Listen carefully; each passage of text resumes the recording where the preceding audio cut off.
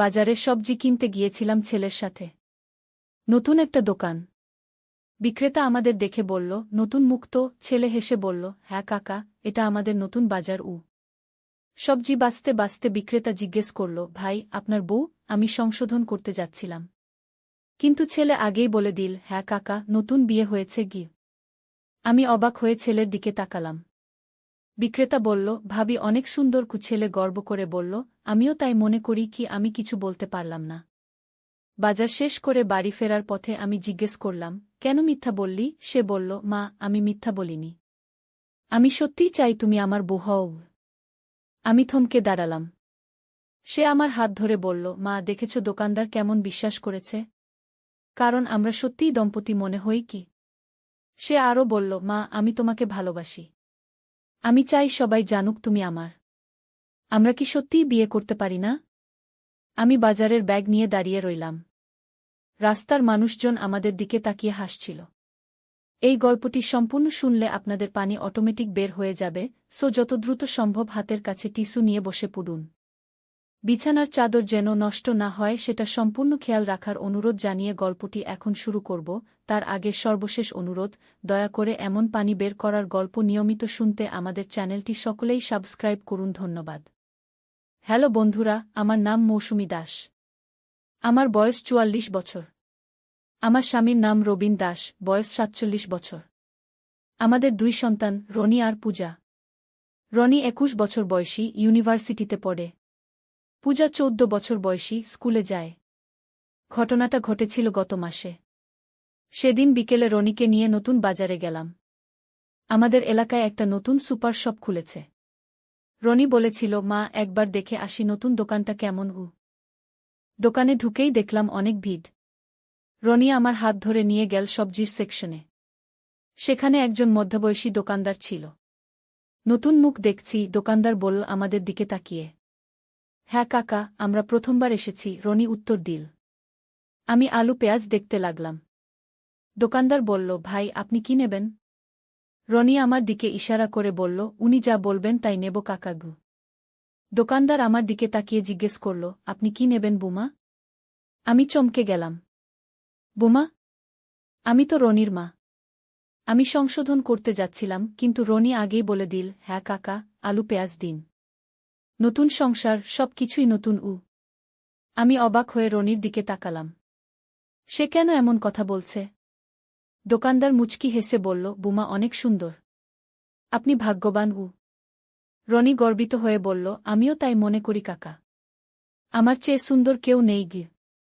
আমি কিছু বলতে পারলাম না। রনি কি করছে? কেন সে আমাকে তার স্ত্রী বলে পরিচয় দিচ্ছে? দোকানদার আলু পেঁয়াজ মেপে দিতে লাগল। আমি রনিকে কিছু বলতে চাচ্ছিলাম, কিন্তু অনেক লোকের সামনে কিছু বলা যাচ্ছিল না। কতদিন হলো বিয়ে? দোকানদার আবার জিজ্ঞেস করল। রনি তাৎক্ষণিক উত্তর দিল, ১ মাস হয়েছে কাকা।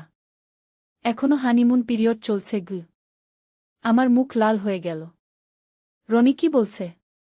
আমি তার মা, তার স্ত্রী নই।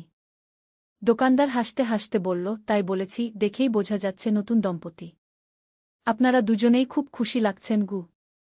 রনি আমার কোমর জড়িয়ে ধরল। আমি আরও বেশি বিব্রত হলাম। হ্যাঁ কাকা, আমরা খুব খুশি, রনি বলল। আমার স্ত্রী খুব ভালো রান্না করে। আমি খুব ভাগ্যবান। দোকানদার বলল, দেখেই বোঝা যাচ্ছে বুমা ভালো রান্না করেন। শরীর স্বাস্থ্য ভালো আছে গু। আমি আর থাকতে পারলাম না। আমি বাইরে অপেক্ষা করছি বলে দোকানের বাইরে চলে এলাম। কিছুক্ষণ পরে রনি বেরিয়ে এল কেনাকাটার ব্যাগ নিয়ে। আমি তাকে কিছু বলার আগেই সে বলল, মা, রাগ করো না। আমি ভুল করে ফেলেছি। ভুল করে? আমি প্রশ্ন করলাম। রনি মাথা নিচু করে বলল, মা, দোকানদার ভেবেছিল আমরা স্বামী স্ত্রী। আমি সংশোধন করতে পারিনি গি। কেন পারলে না? আমি জানতে চাইলাম। রনি চুপ করে রইল। আমরা বাড়ির দিকে হাঁটতে লাগলাম। রাস্তায় হাঁটতে হাঁটতে রনি বলল, মা, আমি একটা কথা বলবো। বলো। আমার কাছে তুমি স্ত্রীর মতোই লাগো, রনি বলল। আমি থমকে দাঁড়ালাম। কি বললি? রনি আমার দিকে তাকাল। মা, আমি তোমাকে খুব ভালোবাসি। তুমি আমার সব কিছু গু। আমি তোর মা, আমি বললাম। হ্যাঁ, তুমি আমার মা। কিন্তু আমি চাই তুমি আমার স্ত্রীও হও, রনি বলল। আমি হতবাক হয়ে গেলাম। আমার ছেলে কি বলছে? রনি আমার হাত ধরল। মা, আমি জানি এটা অস্বাভাবিক। কিন্তু আমি সত্যিই তোমাকে একজন নারী হিসেবে দেখি গিয়ে। আমি আমার হাত ছাড়িয়ে নিলাম। রনি, তুই কি বলছিস? আমি তোর মা গু। রনি বলল, মা, আজকে দোকানে দেখলি না? দোকানদার সহজেই বিশ্বাস করেছে যে আমরা স্বামী স্ত্রী। কারণ আমাদের মধ্যে সেই কেমিস্ট্রি আছে গি। আমি কিছু বুঝতে পারছিলাম না। রনি কি বোঝাতে চাইছে? রনি আবার বলল, মা, আমি তোমাকে বিয়ে করতে চাই। আমরা কি সত্যিই বিয়ে করতে পারি না? আমি বাজারের ব্যাগ নিয়ে দাঁড়িয়ে রইলাম। রাস্তার মানুষজন আমাদের দিকে তাকিয়ে হাসছিল। হঠাৎ রনি আমার কাছে এসে কানে কানে বলল, মা, আমি তোমার থেকে শুরু করে একটা নাটক করছি। দেখো, সবাই আমাদের দিকে তাকিয়ে হাসছে গি। আমি চমকে রনির দিকে তাকালাম। নাটক? রনি হেসে বলল, হ্যাঁ মা। আমি এটা একটা সোশ্যাল এক্সপেরিমেন্ট করছি। দেখতে চাইছি মানুষ কেমন রিয়্যাক্ট করে কি। আমি স্বস্তি পেলাম। তুই আমাকে ভয় পাইয়ে দিয়েছিস গো। রনি বলল, মা, আমার একটা প্রজেক্ট আছে সোশ্যাল বিহেভিয়ার নিয়ে। আমি দেখতে চাইছি অস্বাভাবিক পরিস্থিতিতে মানুষ কেমন আচরণ করে কি। আমি বুঝলাম রনি তার পড়াশোনার জন্য এটা করছে। তবুও আমার মনে একটা অদ্ভুত অনুভূতি থেকে গেল। বাড়ি পৌঁছার পর রনি বলল, মা, আমি এই এক্সপেরিমেন্টটা আরও কয়েকবার করতে চাই। তুমি কি সাহায্য করবি? আমি ভাবলাম, রনির পড়াশোনার জন্য হলে আমি সাহায্য করতে পারি। ঠিক আছে, আমি বললাম। পরের দিন সকালে আমি রনিকে বললাম, ঠিক আছে, 1 মাসের জন্য আমি তোর প্রস্তাব মেনে নিচ্ছি গু। রনির মুখে খুশির ছাপ ফুটে উঠল। সত্যি মা? আমি বললাম, হ্যাঁ, কিন্তু শর্ত আছে। পূজার সামনে আমরা স্বাভাবিক থাকব। আর 1 মাস পর যদি আমার ভালো না লাগে তুই এই বিষয় ভুলে যাবি। রনি বলল, ঠিক আছে মা গি। সেদিন থেকে আমাদের জীবনে একটা নতুন অধ্যায় শুরু হল। রনি আমার সাথে অনেক বেশি সময় কাটাতে লাগল। সকালে উঠে রনি আমার জন্য চা বানিয়ে দিত। আমি রান্না করার সময় সে আমার পাশে থাকত। একদিন রনি বলল, মা, আমরা একসাথে সিনেমা দেখতে যাব? আমি বললাম, পূজাকে নিয়ে যাব? রনি বলল, না মা, শুধু আমরা দুজন। আমি রাজি হলাম। সিনেমা হলে গিয়ে দেখি রনি আমার জন্য 2টো টিকিট কেটেছে। ভালো সিট। সিনেমা দেখার সময় রনি আমার হাত ধরল। আমি প্রথমে অস্বস্তি বোধ করলাম, কিন্তু পরে মানিয়ে নিলাম। সিনেমার পর রনি বলল, মা, আমরা রেস্টুরেন্টে খেতে যাব গো। আমি বললাম, বাড়িতে খাব না? রনি বলল, আজ আমাদের ডেট মা। আমি তোমাকে বাইরে খাওয়াতে চাই। রেস্টুরেন্টে গিয়ে রনি আমার জন্য চেয়ার টেনে দিল। ওয়েটারের কাছে অর্ডার দিল।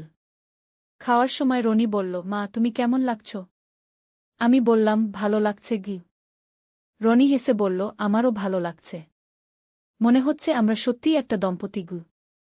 বাড়ি ফেরার পথে রনি আমার হাত ধরে রাখল। আমিও আর আপত্তি করলাম না। বাড়িতে পূজা জিজ্ঞেস করল, তোমরা কোথায় গিয়েছিলে? রনি বলল, সিনেমা দেখতে গিয়েছিলাম গু। পূজা বলল, আমাকে নিয়ে যাওনি কেন?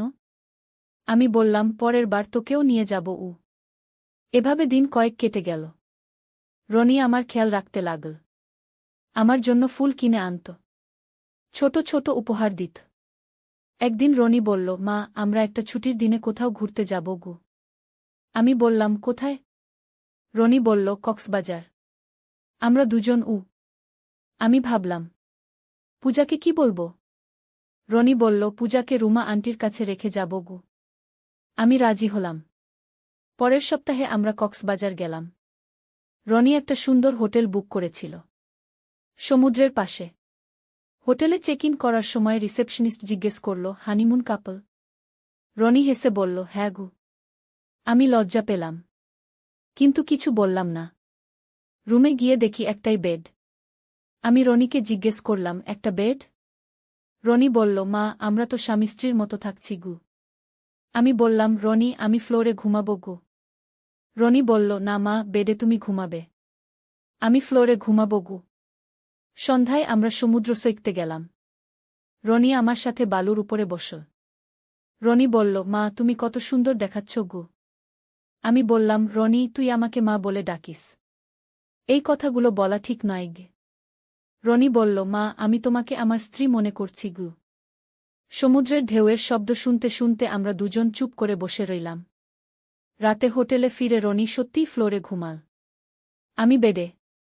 পরের দিন সকালে রনি বলল, মা, আমরা শপিং করব গু। আমরা স্থানীয় বাজারে গেলাম। রনি আমার জন্য একটা সুন্দর শাড়ি কিনা। দোকানদার বলল, আপনাদের খুব ভালো লাগছে একসাথে গু। রনি বলল, আমরা নতুন বিয়ে করেছি গু। আমি আর আপত্তি করলাম না। 3 দিন পর আমরা ঢাকা ফিরলাম।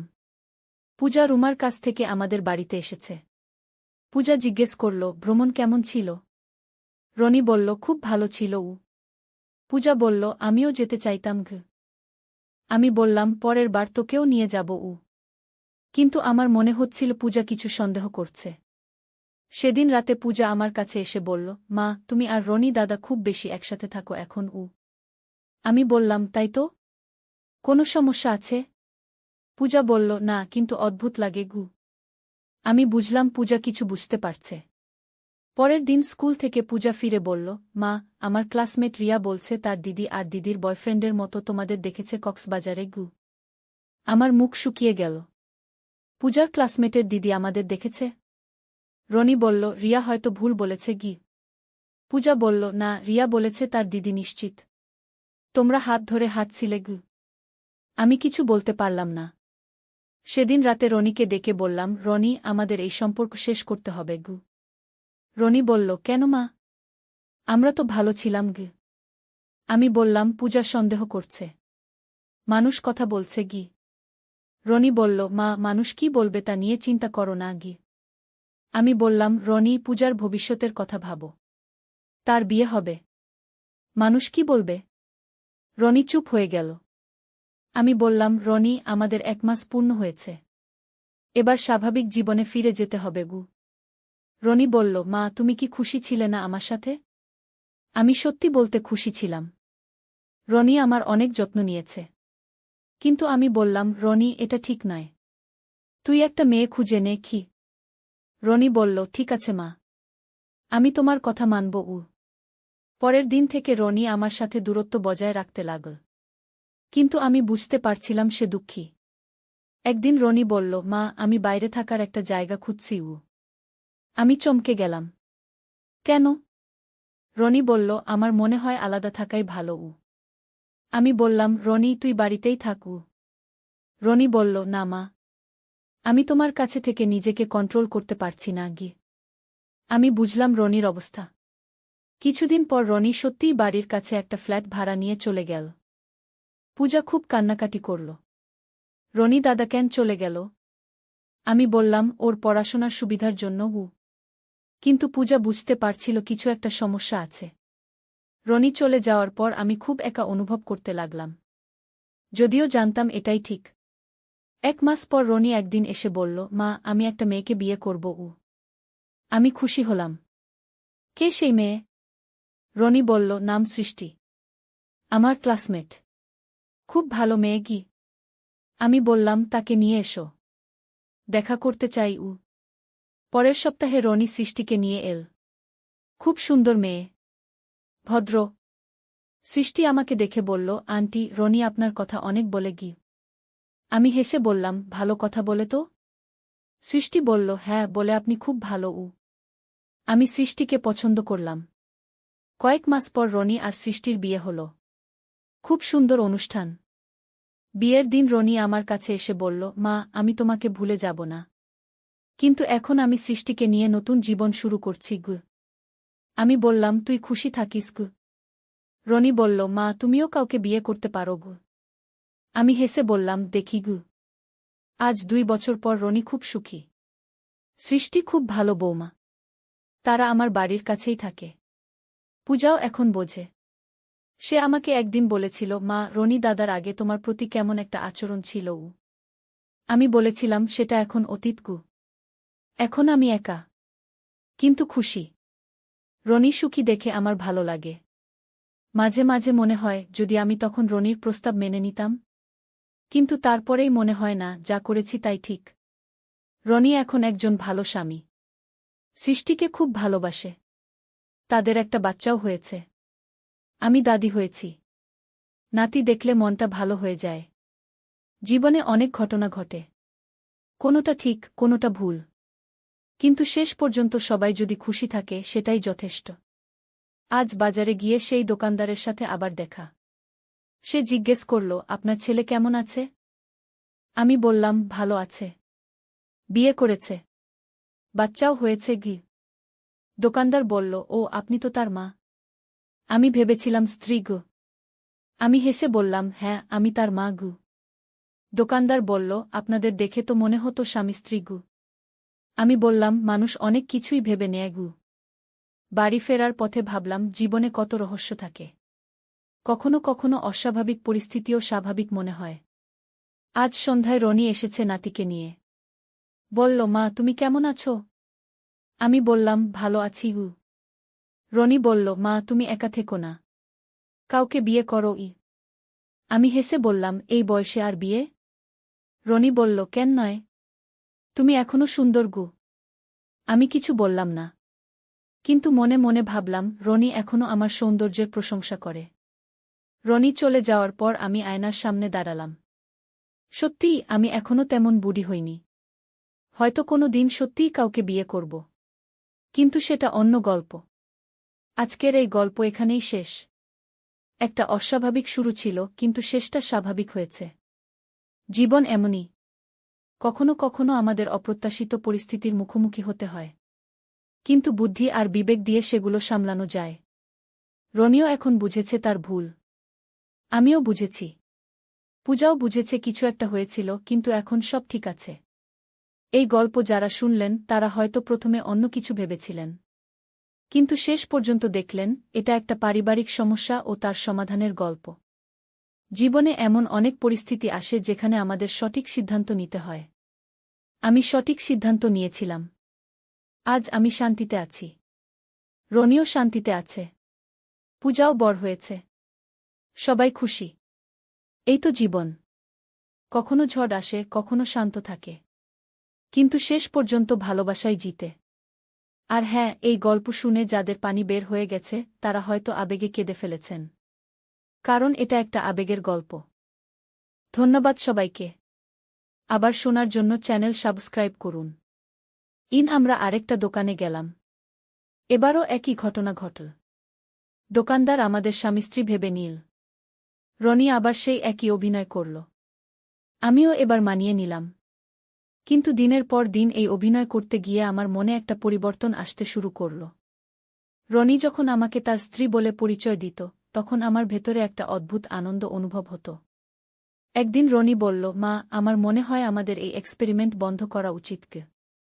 কেন? আমি জিজ্ঞেস করলাম। রনি বলল, আমার মনে হচ্ছে আমি সত্যিকারের অনুভূতি নিয়ে কনফিউজ হয়ে যাচ্ছি গিয়ে। আমিও একই কথা মনে মনে ভাবছিলাম। আমারও মনে হচ্ছিল যেন আমি সত্যিই রনির স্ত্রী। সেদিন রাতে আমি আমার রুমে বসে ভাবছিলাম, রনি কি সত্যিই আমাকে একজন নারী হিসেবে দেখে? আমার স্বামী রবিন 2 বছর আগে মারা গেছে। তারপর থেকে আমি একা। রনি এবং পূজাই আমার সব। হঠাৎ রনি আমার রুমে এসে দাঁড়াল। মা আমি কিছু বলবো, রনি বলল। আমি তার দিকে তাকালাম। রনি বলল, মা আমি যা বলেছিলাম সেদিন সেটা কোনো এক্সপেরিমেন্ট ছিল না গি। আমার হৃদস্পন্দন বেড়ে গেল। তাহলে? রনি বসে পড়ল আমার পাশে। মা আমি সত্যিই তোমাকে ভালোবাসি। শুধু মা হিসেবে নয়, একজন নারী হিসেবেও। আমি কিছু বলতে পারলাম না। রনি আমার হাত ধরল। মা আমি জানি এটা ভুল, কিন্তু আমি সত্যিই তোমাকে বিয়ে করতে চাই গি। আমি আমার হাত সরিয়ে নিলাম। রনি আমি তোর মা, এমন কথা বলা ঠিক না গি। রনি বলল, মা তুমি এখনো যুবতী। তুমি সুন্দর। আমি তোমাকে খুশি রাখতে পারবো। আমি উঠে দাঁড়ালাম। রনি তুই নিজের রুমে যা গু। রনি উঠে দাঁড়াল। মা আমি তোমাকে ভাবতে সময় দিচ্ছি, কিন্তু আমার অনুভূতি সত্যি গে। রনি চলে যাওয়ার পর আমি অনেকক্ষণ বসে ভাবলাম, রনি কি সত্যিই আমাকে ভালোবাসে? পরের কয়েকদিন রনি আমার সাথে স্বাভাবিক আচরণ করল, কিন্তু আমি বুঝতে পারছিলাম সে আমার জবাবের জন্য অপেক্ষা করছে। একদিন পূজা স্কুল থেকে ফিরে বলল, মা তুমি আর রনি দাদা এখন কথা বলো না কেন? আমি বললাম, আমরা তো কথা বলি। পূজা বলল, না মা, তোমরা আগের মতো হাসি খুশি নও। আমি বুঝলাম পূজাও আমাদের পরিবর্তন লক্ষ্য করেছে। সেদিন রাতে আমি রনিকে ডেকে বললাম, রনি, আমি তোর সাথে কথা বলতে চাই। রনি এসে বসল। আমি বললাম, রনি, তুই যা বলেছিস সেটা ভুল গো। রনি বলল, কেন ভুল মা? ভালোবাসা কি কোনো ভুল? আমি বললাম, আমি তোর মা, আমাদের মধ্যে এমন সম্পর্ক হতে পারে না আগে। রনি বলল, মা, সমাজ কি বলবে তা নিয়ে চিন্তা করো না, আমি তোমাকে খুশি রাখব। আমি বললাম, রনি, তুই একটা মেয়ে খুঁজে নে, বিয়ে কর, পরিবার গড়। রনি বলল, আমি অন্য কাউকে চাই না মা, আমি শুধু তোমাকেই চাই। আমি উত্তর দিতে পারলাম না। রনি আমার কাছে এসে বলল, মা, তুমি আমার কথা একবার ভেবে দেখো, আমরা খুব সুখী হতে পারব। আমি রনির মুখের দিকে তাকালাম। সে আমার ছেলে, কিন্তু এখন সে একজন পূর্ণবয়স্ক পুরুষ। হঠাৎ আমার মনে হল, রনি যা বলছে তাতে কি কোনো ভুল আছে? আমি তো একা, রনিও একা। কিন্তু তারপরেই আমার বিবেক বলল, না, এটা ভুল। আমি বললাম, রনি, তুই এই বিষয় নিয়ে আর কথা বলবি না গিয়ে। রনি বলল, ঠিক আছে মা, কিন্তু আমার অনুভূতি পরিবর্তন হবে না গিয়ে। পরের দিন থেকে আমাদের বাড়িতে একটা অদ্ভুত পরিবেশ তৈরি হল। রনি আমার সাথে স্বাভাবিক আচরণ করার চেষ্টা করছে, কিন্তু আমি তার দৃষ্টিতে এক ধরনের আকাঙ্ক্ষা দেখতে পাচ্ছি। একদিন আমি বাজারে গেলাম একা। সেই দোকানদারের সাথে দেখা। কোথায় আপনার স্বামী? দোকানদার জিজ্ঞেস করল। আমি বুঝলাম সে রনির কথা বলছে। আমি বললাম, উনি বাড়িতে গু। দোকানদার বলল, আপনারা খুব সুন্দর দম্পতি, আপনাদের দেখলেই বোঝা যায় অনেক ভালোবাসা গু। আমি কিছু বললাম না। বাড়ি ফিরে এসে দেখি রনি বসে আছে। রনি বলল, মা, তুমি কেমন আছো? আমি বললাম, ভালো আছি গু। রনি বলল, মা, আমি তোমাকে একটা কথা বলি, আমি অন্য কোনো মেয়ের সাথে সম্পর্ক করতে পারছি না। সবসময় তোমার কথা মনে হয় গে। আমি রনির কথা শুনে ভাবলাম, আমিও কি রনিকে একজন পুরুষ হিসেবে দেখতে শুরু করেছি? সেদিন রাতে আমি ঘুমাতে পারলাম না। রনির কথাগুলো আমার মাথায় ঘুরছিল। পরের দিন সকালে পূজা স্কুলে গেছে, রনিও কলেজে গেছে। আমি একা বাড়িতে। হঠাৎ দরজায় কলিং বেল বাজল। দরজা খুলে দেখি আমার বোন রুমা। রুমা বলল, কি ব্যাপার দিদি, তুমি খুব চিন্তিত লাগছো গু। আমি রুমাকে সব কিছু খুলে বললাম। রুমা শুনে বলল, দিদি, এটা খুবই অস্বাভাবিক। রনি হয়তো কনফিউজড। আমি বললাম, আমিও বুঝতে পারছি না কি করব। রুমা বলল, দিদি, তুমি রনিকে কাউন্সেলিং এর জন্য পাঠাও। আমি রুমার কথা শুনে ভাবলাম, হ্যাঁ, হয়তো এটাই ভালো সমাধান। বিকেলে রনি ফিরে এলে আমি তার সাথে কথা বললাম। আমি বললাম, রনি, তুই একজন মনোবিদের সাথে কথা বলবি। রনি বলল, কেন মা? আমি বললাম, তোর মানসিক অবস্থা ঠিক নেই গি। রনি হেসে বলল, মা, আমার মানসিক অবস্থা একদম ঠিক। আমি তোমাকে ভালোবাসি, এটাই সত্যি গি। আমি বললাম, রনি, তুই আমার ছেলে, এমন অনুভূতি স্বাভাবিক নয় গে। রনি বলল, মা, আমি একটা প্রস্তাব দিচ্ছি, আমরা 1 মাস একসাথে থেকে দেখি। যদি তুমি খুশি না থাকো তাহলে আমি এই বিষয় নিয়ে আর কথা বলবো না গি। আমি চমকে গেলাম। একসাথে থাকব মানে? রনি বলল, মা, আমরা স্বামী স্ত্রীর মতো থাকব, তুমি দেখবি আমরা কত সুখী হতে পারি। আমি বললাম, রনি, এটা সম্ভব নয় গু। রনি বলল, মা, শুধু 1 মাস, তারপর তুমি সিদ্ধান্ত নিও গো। আমার মনে হচ্ছিল 1 মাস পরীক্ষা করে দেখলে ক্ষতি কি? যদি সত্যিই আমরা সুখী না হই তাহলে রনি নিজেই বুঝবে। পরের